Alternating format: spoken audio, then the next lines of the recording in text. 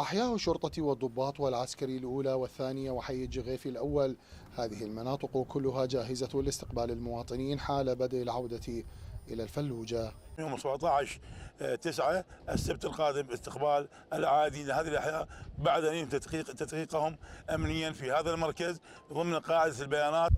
الماء الصالح للشرب تدفق ليصل تلك الأحياء، والعمل جار لإيصاله إلى كامل القضاء.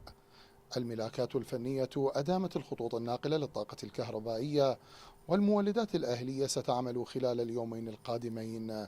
وأكثر من 6 مدارس أهلت من حيث الترميم وباقي الخدمات لاستقبال العام الدراسي الجديد. هيئنا تقريبا بحدود 3 مغذيات إلى 4، فبإذن الله أيام إن شاء الله تجهز المنطقة. تم تأهيل عدد من المدارس وتهيئتها لاستقبال الطلبة من قبل المدارس الابتدائية والثانوية والإعدادية، وتم تهيئة كلية الطب وجامعة الفلوجة لاستقبال الطلبة للعام الدراسي الحالي. صالة الطوارئ والاستشاريات وصالات العمليات في المشفى التعليمي للمدينة والمراكز الصحية ومشفى الولادة ستستقبل المواطنين على مدار الساعة من أجل تقديم الخدمات لهم.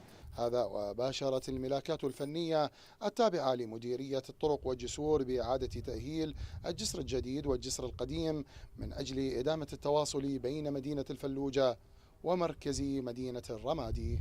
ولم يتبقى سوى أيام قلائل وتعود العائلات النازحة إلى ديارها من أجل عودة الحياة إلى المدينة، ونحن معكم إلى بيوتكم. من الفلوجة غيث طلال، العراقية نيوز.